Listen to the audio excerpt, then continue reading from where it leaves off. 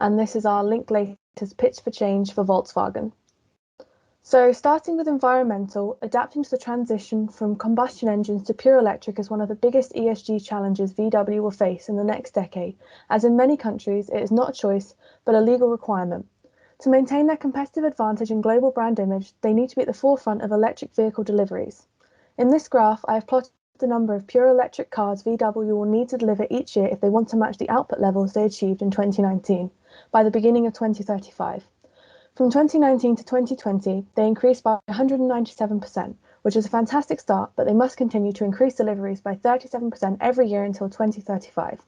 There are several factors that need to be accounted for in maintaining this delivery level and meeting the goal. Firstly, in 2019, VW stated that they will have delivered 1 million electric cars in total by 2023 and 1.5 million by 2025. Whilst the 2023 figure aligns to the required growth rate I've calculated, in 2025 they will need to have delivered 2 million to be on schedule, which leads to the question, can they continue such a high delivery rate increases in the future? Historically, their 2005 growth rate of all car deliveries was 46% year to year, but since then they haven't surpassed 14%. So perhaps this implies that high increases in output are only attainable in the short term. Also, my calculations do not account for any delivery growth goals they may have for the future, and it assumes that they'd be happy with 2019 delivery levels in 2035. As well as this, it must be considered if all of VW's facilities, resources and staff are adaptable to delivering electric vehicles on such a large scale. There are several social issues that could affect Volkswagen in the future. For instance, Brexit. With Britain leaving the single market and a new trading relation being built between the UK and the EU, there will be new barriers to entry. This, combined with the possibility of tariffs in the future, will make trading relations more difficult and therefore the transfer of cars between borders.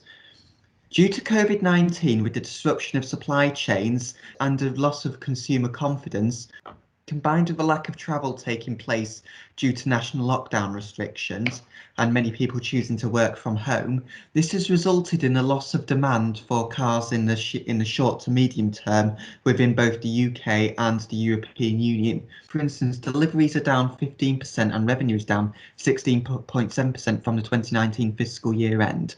In the long term, there is also the possibility that people will choose to work from home in the long term rather than commute. Finally, there's a change to working attitudes. With less people commuting using automobiles, with Europe becoming more urbanised, especially Eastern Europe, and therefore transport links becoming more diversified for travelling to work. This means that Volkswagen will have competition from additional sources. That combined with Olivia's previous statements regarding the environment will make things more difficult for Volkswagen on a per unit cost basis. These graphs displayed will demonstrate the trends that I've been discussing. There are three main governance issues most notable to Volkswagen, the first being leadership. Changing leaders in the midst of the pandemic and Brexit is a very risky decision. There has also been countless leadership difficulties within Volkswagen, and the emissions scandal being the most striking event. The leaders are shown to be both controlling yet not having sufficient controls in place to prevent unethical practices from slipping through. When Volkswagen are caught out, the senior leaders continue to place blame on lower level managers, employees and third parties. Secondly, public image. Many advertising campaigns have been under criticism. In 2017, Volkswagen released an advert in China that compared women to used cars.